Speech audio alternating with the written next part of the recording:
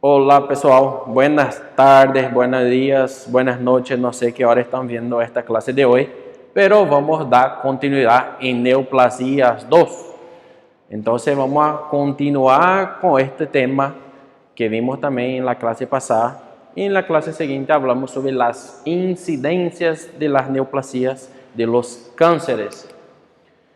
Una pequeña introducción para estar iniciando, puedes seguir el material ahí con la diapositiva que tenés también disponible, puedes estar siguiendo juntamente con el slide.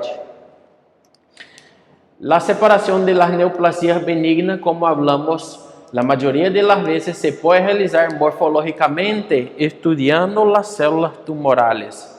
Hablamos que las células tumorales neoplásicas benignas son muy diferentes de las células neoplásicas malignas. Entonces, microscópicamente hay formas de diferenciarse una de las otras.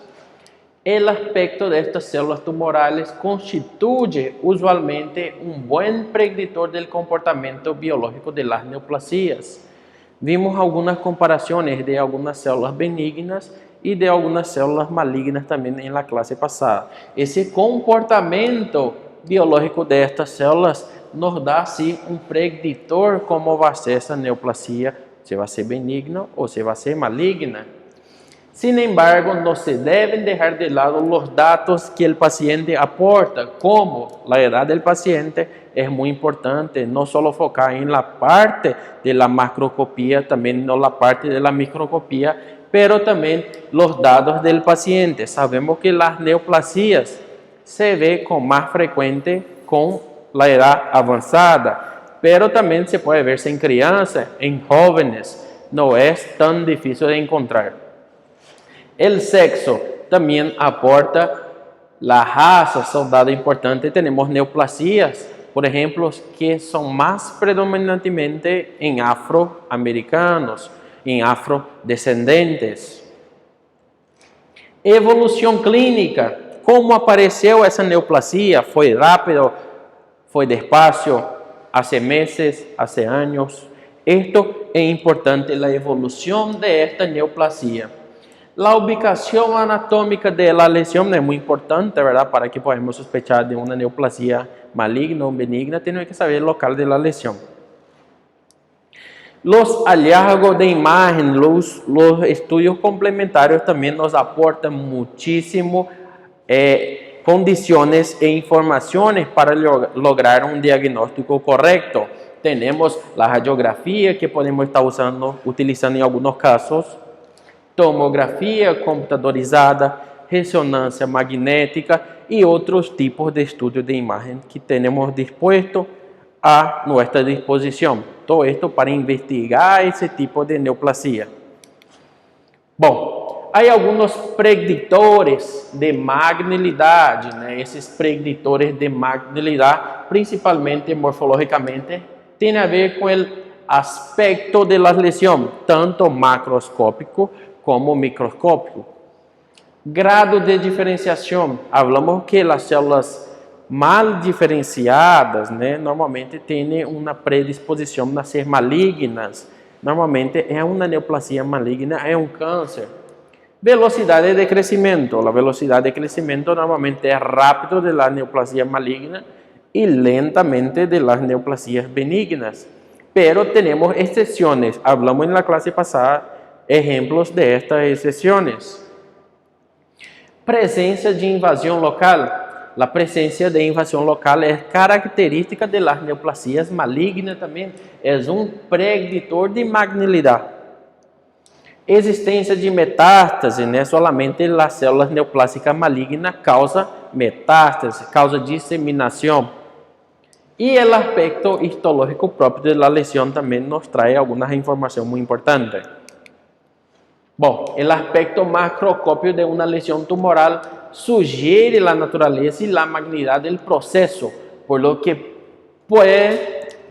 devem ser detenidas enquanto en la evolução morfológica de la misma.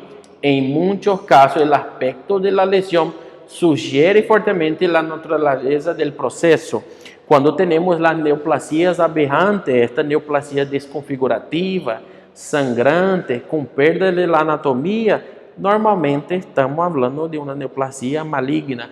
Entonces, estos aspectos macroscópicos, como vamos a ver en la imagen posteriores, nos influencian mucho en nuestro diagnóstico. Sabemos que las neoplasias benignas son más sutiles, no causan muchas de las veces deformidades anatómicas, no causa desconfiguración estructural. Sin embargo, las enfermedades malignas, neoplasias malignas, sí lo trae esto contigo. Es una característica fundamental de estas neoplasias. Sin embargo, el diagnóstico de malignidad debe ser siempre confirmado con el examen microscópico, o sea, a través de la biopsia, a través de la citología, a través entonces de la microscopía, que vamos a estar diagnosticando de forma confirmatoria ese tipo de tumoración.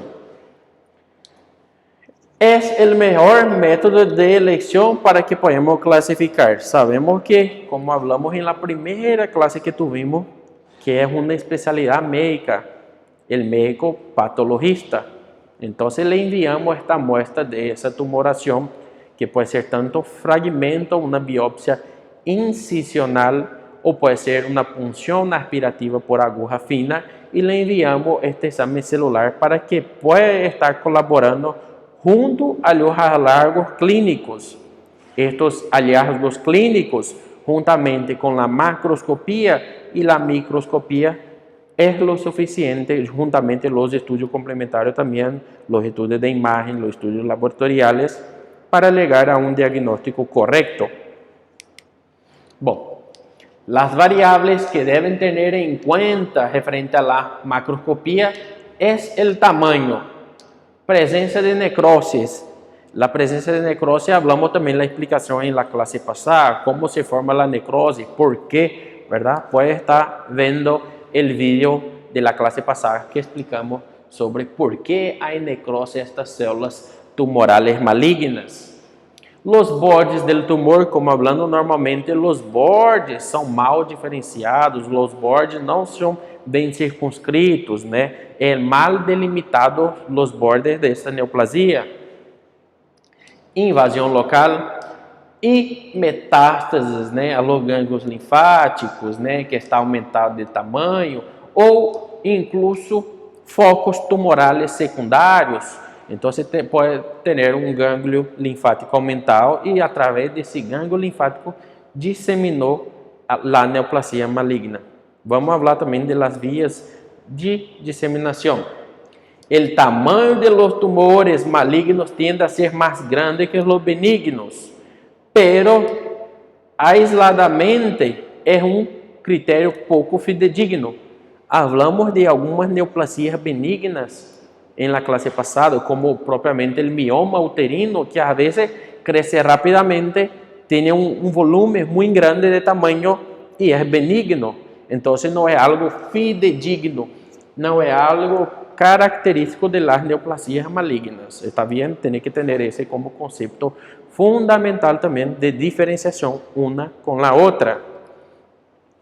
En muchos tumores malignos, el tamaño tumoral es un importante factor pronóstico. Sí, es un importante factor pronóstico, porque cuanto mayor la neoplasia maligna, mayor la invasión local, mayor la posibilidad de tener una metástase, mayor va a ser el comprometimiento de la estructura donde está el tumor primario, donde está la neoplasia. Entonces, el tamaño es muy importante. Cuando diagnosticamos el tumor precocemente, que tiene un pequeño tamaño, la posibilidad de diseminación, la posibilidad de invasión a estructuras vecinas, la posibilidad de daño de este propio órgano es menos, es poco. Entonces el tamaño sí nos ayuda bastante en la parte prognóstica. Acá tenemos una imagen de un lipoma, además de una asa intestinal, de una extirpación quirúrgica, y podemos ver este acúmulo de grasa, lo que llamamos de lipoma. Los lipomas frecuentemente son tumoraciones benignas, ¿verdad? Frecuentemente no, exclusivamente son tumoraciones benignas que frecuentemente encontramos a nivel de la piel, de tejido celular subcutáneo, los nódulos bajo la piel. Entonces, estas nodulaciones, la mayoría de las veces, son móviles, son de consistencia firme, no son duras, y normalmente se trata de lipomas, neoplasia de células grasas, de los adipocitos. Estos lipomas se puede verse, como podemos ver acá, en asas intestinales, en varias partes del cuerpo puede tener un lipoma, neoplasia benigna de los adipocitos. Acá tenemos la lámina histológica característica de los lipomas, ¿no? Todos que pasaron por histología reconoce al ver esta lámina que se trata de adipocito. Es una lámina muy bonita, una lámina característica de esta estructura. Entonces, cuando se hace un corte histológico para enviar a la biopsia, se ve exactamente estos tipos de células. Es característico, es un lipoma. Pero la macroscopía también es característica. Voy a tener la sospecha de un lipoma, hacer la incisión, retirar y tiene todas las características. Es amarillo, aquele amarillo igual a grasa mismo, consistencia firme, no es pétrea, y voy a mandar para anatomía patológica. Y ahí se hace fragmentaciones celulares, se pone la lámina y hace la microscopía. Lo que ve de este es exactamente la parte microscópica. Entonces es algo característico que creo que todos ya conocen por histología. Ya vieron la parte de las células del tejido adiposo. Acá tenemos la presencia de un hemangioma del tejido hepático. Hablamos y vimos incluso en clase que el hemangioma se ve principalmente a nivel de piel. Incluso usamos una figura de una criatura que tenía su hemangioma también ahí en la región facial. Pero este nuevo crecimiento de vaso, esta proliferación de vaso, se puede ver en órganos también, tanto hepático como pulmonar, tanto los órganos que estén en la parte interna. Entonces, no solamente a nivel del piel, los hemangiomas se puede verse también en órganos macizos. Acá tenemos una proliferación de vasos sanguíneos de pequeño tamaño, más o menos 1 centímetro por 1 centímetro. Y esto, si por ahí hace un corte en esa porción, sangra bastante, porque son vasos sanguíneos abundantes. Es una angiogénesis excesiva. Acá tenemos qué tipo de estructura. Se recuerda que siempre digo para que mire también la parte del libro, para que pueda estar identificando estas estructuras anatómicas. Tenemos un riñón, tiene un quiste en su lado izquierdo, ¿no? Un quiste sólido, que tiene todas las características macroscópicas de ser benignos, de ser benigno, ¿no? Bem delimitado, bem diferenciado, ¿verdad? Se diferencia bastante esta neoplasia del tejido normal, renal. Entonces es una característica muy importante. Hay una pseudocápsula, ¿no? Envolvido en esta lesión, en ese nuevo crecimiento. Acá está distendiendo un poco, ¿no? La parte del borde de estos órganos. Entonces más o menos va a tener unos 2 centímetros de diámetro, ¿no? Es algo muy característico. La mayoría de las veces ese tipo de neoplasia son hallazgos accidentales durante una ecografía por otro motivo, lo que llamamos frecuentemente de accidentaloma, porque muchas de las veces ese no trae sintomatología. En algunos casos puede tener un episodio de hematuria o una microhematuria, ¿no? O una macrohematuria. Esto es un tipo de tumoración escrotal. Se puede ver acá el escroto derecho de ese paciente en esta imagen, que está totalmente edemasiado, está grande. Es un tipo de tumoración. Se recuerda que hablamos de la clasificación de los tumores, que puede ser reactivo o puede ser neoplásico, siendo que los tumores reactivos, los principalmente es decorrente a traumas, y los neoplásicos se puede clasificar tanto en benigno como en maligno. Esto é um tipo de tumoração reactivo. Vamos ver por quê. Transluminação positiva. Esto que está deixando este tumor, esse testículo, essa bolsa testicular agrandada, é presença de líquido, devido a um trauma testicular, um trauma da bolsa escrotal. Acá podemos ver que a luz passa, então vemos esse tom, né, rojizo, a luz passa por esse líquido, lo que chamamos de transluminação positiva. Sendo se era um tumor de célula benigna ou célula maligna, a luz não iria passar assim como vemos na imagem. Incluso se era uma hérnia, né, escrotal, a luz também não ia passar assim. Isto que vemos esta imagem é presença de líquido. Acá podemos ver um paciente, ¿verdad?, que tuve o placer de entrar em sua cirurgia em 2016 e ele tinha, decorrente a um trauma, né, um tipo de tumoração escrotal. Se hizo a transluminação, era líquido, se hizo a ecografia também, presença de líquido, e aí entrou a la cirurgia. Então podemos ver acá o tamanho deste testículo, ¿verdad? Esse testículo está com uma bolsa escrotal muito aumentada. Acá podemos ver uma fotografia de mais cerca. Esta imagem se pode comparar bastante bem um escroto com o tamanho da mão do cirurgião. Então, quem faz esse tipo de cirurgia é o urologista, que se encarga de fazer esse tipo de procedimento cirúrgico. E acá podemos ver o tamanho bastante importante de apenas um testículo, de apenas uma bolsa escrotal. De esta bolsa escrotal, drenamos mais ou menos 1,5 litro de líquido, um líquido de tipo transudativo, né? Um líquido claro, de color, de aparência citrina, né?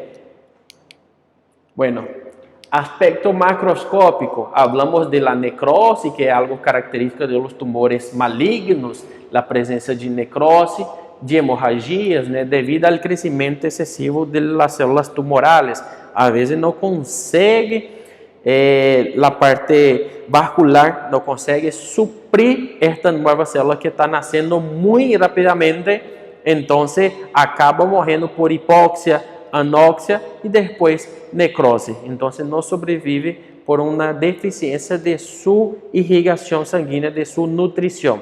É tanta a multiplicação, há tanta mitose, que muitas das vezes o organismo, a angiogênese, não consegue acompanhar esta multiplicação celular. Então se necrosa. Bordes infiltrativos, irregulares, também falamos que é característico dos tumores malignos, sendo que os benignos normalmente têm uma pseudocápsulas, né? É um critério útil, mas não é prognóstico. Ter os bordes bem delimitados. Temos neoplasias malignas que têm os bordes bem delimitados. Então, temos que ter esse conhecimento, pero temos que individualizar caso por caso. É importante ter isto bem frisado. Acá temos um carcinoma hepatocelular, um câncer hepático com suas características, né, de magnilidade. Tamanho grande, né? Estas são células amorfas, né? Células que não desempenham nenhuma função importante em nosso organismo, a não ser a função danosa, para que o órgão pare de funcionar. Então, temos múltiplas invasões locais em este mesmo órgão. Você pode ver várias células tumorales, o color é diferente e a característica macroscópica nos traz, né, bastante característica de las neoplasias malignas. Acá temos um adenocarcinoma, um câncer de próstata. Você pode fijar que há múltiplas células de forma ovalada, aparentemente bem diferenciada, né, assim, a parte macroscópica, pero difusa, acá também. Esse é o que chamamos de câncer de próstata, verdade? O tipo de câncer mais frequente do sexo masculino, né, o câncer de próstata. Bom, invasão de estruturas vecinas é próprio y exclusivamente de los tumores malignos, principalmente em estágios avançados, e sim, constitui, né, um fator prognóstico, né? Este paciente que já tem invasão local tem um mau prognóstico, porque se está localizado em um órgão, temos uma certa conduta, pero quando invade estruturas vizinhas, estruturas adjacentes, aí sim já há complicação. Aí sim já não é somente um órgão acometido, normalmente é dois.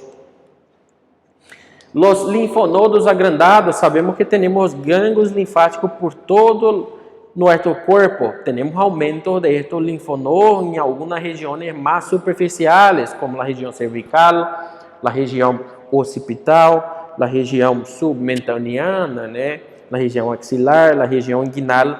E estes linfonodos agrandados podem muitas vezes ser metástase desse tumor primário, o que chamamos de metástases ganglionar.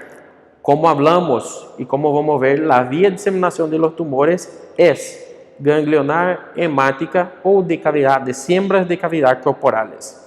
Então, como utiliza a via linfática como forma de propagação, de disseminação, de locomoção, então, estes gânglios linfáticos, esses linfonodos, normalmente aumentam de tamanho. Focos tumorales secundarios es el criterio más fidedigno de la naturaleza maligna de esta lesión, que traduce diseminación del tumor primario. Yo usé como ejemplo en la clase pasada, si hay una neoplasia a nivel del sistema nervioso central, hay un tumor primario, y encuentro un tumor a nivel hepático, posiblemente es una diseminación, ¿verdad? Es una metástase, y esto sí é um fator bem preditivo e fidedigno, né, de células tumorais malignas. Recuerda que a neoplasia benigna não causa metástase. Acá temos um osteosarcoma, né? Há um acometimento deste osso largo do fêmur e bastante extenso, causando uma desconfiguração anatômica importante a nível do membro. Então, certamente, este paciente que tinha esta neoplasia maligna a nível ósseo tinha uma desconfiguração em sua perna, uma perna grande, uma perna bastante e demasiada em esta porção da neoplasia. Totalmente diferente do que vimos em sala de classe, que eram os osteomas, né? São protusões, calos ósseos de origem benigna. Acá uma radiografia que podemos ver a radiopacidade destas células tumorales ósseas, né? Então, todo isto são células tumorales ósseas que podemos ver acá, que não está tão radiopaco como o fêmur, pero podemos distinguir totalmente diferente do tecido muscular, do tecido de las partes blandas.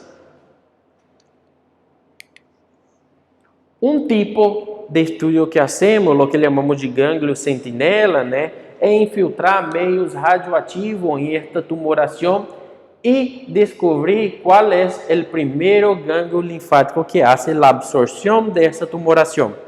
Este primeiro gânglio linfático que faz a absorção desta linfa é extirpado quirúrgicamente e le enviamos para a anatomia patológica para que pueda verificar através da histologia se há presença de células malignas. Porque se há presença de células malignas, como utilizamos acá o nódulo mamário, possivelmente é a disseminação deste tumor acá. Então, há que fazer um esvaziamento ganglionar axilar completo. Velocidade de crescimento, né? Todo aumento repentino de tamanho, né, acelerado, deve chamar a atenção para um tipo de tumor maligno, né? Então, se era uma tumoração pequena que há um mês dobrou de tamanho ou triplicou seu volume, tem que acender a lucita para pensar em uma neoplasia maligna. Acá podemos ver uma lâmina histológica onde podemos identificar várias mitoses, recordando que esta mitose exagerada, acá há outra mitose também, Entonces, cuando hay la presencia de mitosis elevada, también es característica de las neoplasias malignas. Tienen mitosis abundantes. Divisiones celulares. La invasión local, de forma infiltrativa, de este órgano adyacente a unas características de los tumores malignos.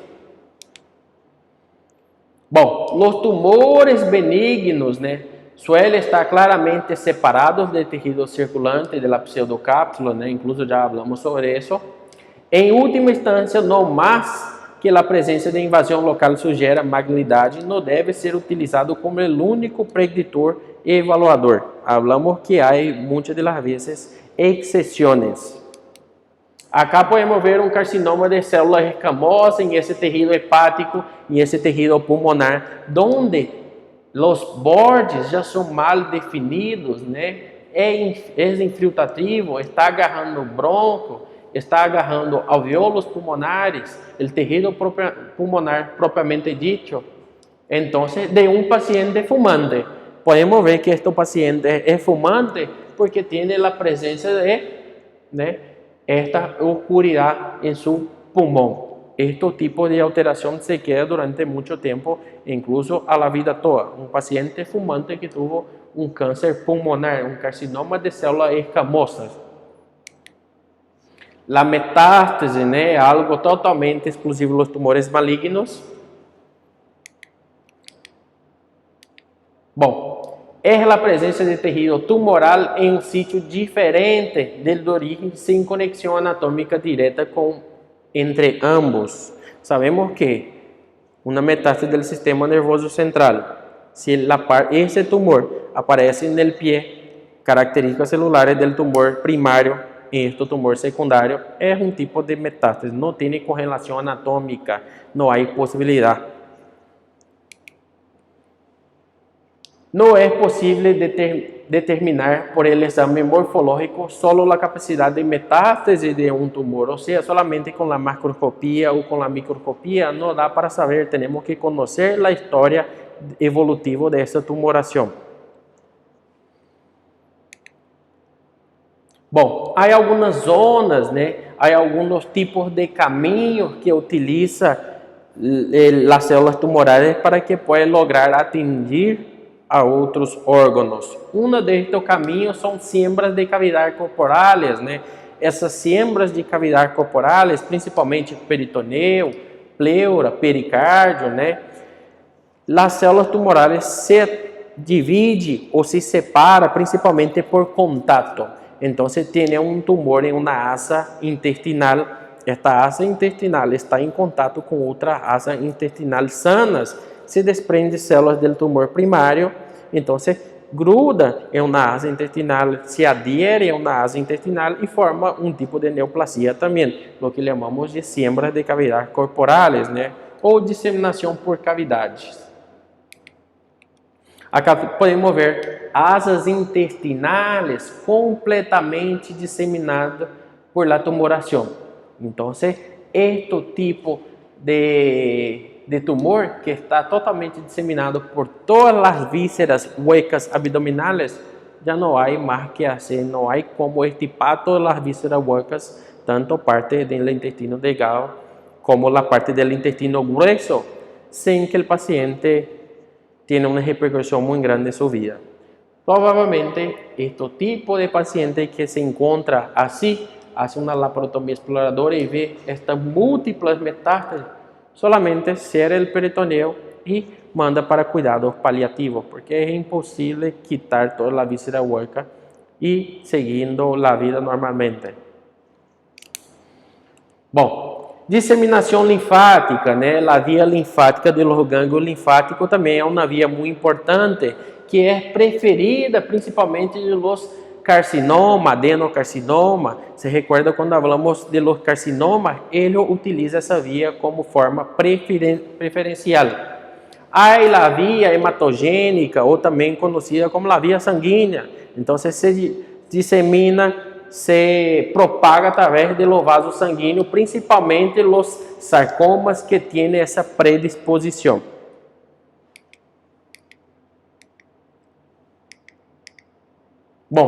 Los aspectos de la lesión es muy importante, ya mencionamos eso anteriormente, ¿verdad? Sobre estos aspectos de la lesión, tanto macroscópica como microscópica, los aspectos y los conocimientos clínicos de esta patología también es muy importante. Los tumores pleomórficos también, las figuras mitóticas, ¿no? Aquellos que tienen células grandes, células pequeñas, células multinucleadas, tenemos un tejido que tiene múltiplas mitoses, né? Tiene múltiplas divisiones celulares, nos hace pensar en una neoplasia maligna. Bom, conclusiones para ir finalizando la clase de hoy. La adecuada clasificación de un proceso tumoral es clave para el manejo certero de una enfermedad, presentando implicancias capitales en el tratamiento, la evolución de esta patología y el pronóstico de la enfermedad. En la mayoría de los casos es posible establecer morfológicamente la naturaleza de un tumor mediante el examen anatómico patológico, de la anatomía patológica. Entonces tenemos las manifestaciones clínicas, tenemos la anamnesis, tenemos los estudios de imagen complementarios, tenemos los estudios laboratoriales complementares y después tenemos la macro y la microscopía para poder cerrar el diagnóstico de esa neoplasia. Hablamos ya de la macroscopía. Acá tenemos una imagen que ya explicamos en la clase pasada también, que puede estar volviendo a revisar esta imagen, la diferencia de una neoplasia benigna de una neoplasia maligna, incluso utilizamos este mismo órgano explicativo. Esta imagen, ¿verdad?, está acá justamente porque el cangrejo, ¿no?, un caranguejo, el cangrejo, él tiene, es el símbolo de la neoplasia, de la oncología. Entonces, la oncología es representada por el cangrejo. ¿Por qué el cangrejo, no? Porque el cangrejo, como las neoplasias malignas, tiene las patas y puede diseminar para cualquier lado, para hacia enfrente, hacia atrás, hacia el lado derecho, hacia el lado izquierdo. Y también sus patas, sus tentáculos expresan la forma invasiva, la forma invasora de las neoplasias malignas, la capacidad de invasión local, la capacidad de adherir a esta estructura que está siendo acometida por la neoplasia. ¿Dúvidas o cualquier pregunta que tenga? Puede estar escribiendo ahí para el líder y me estará enviando esta pregunta, esta dúvida, y vamos a estar tentando lo máximo de quitar. Nos vemos.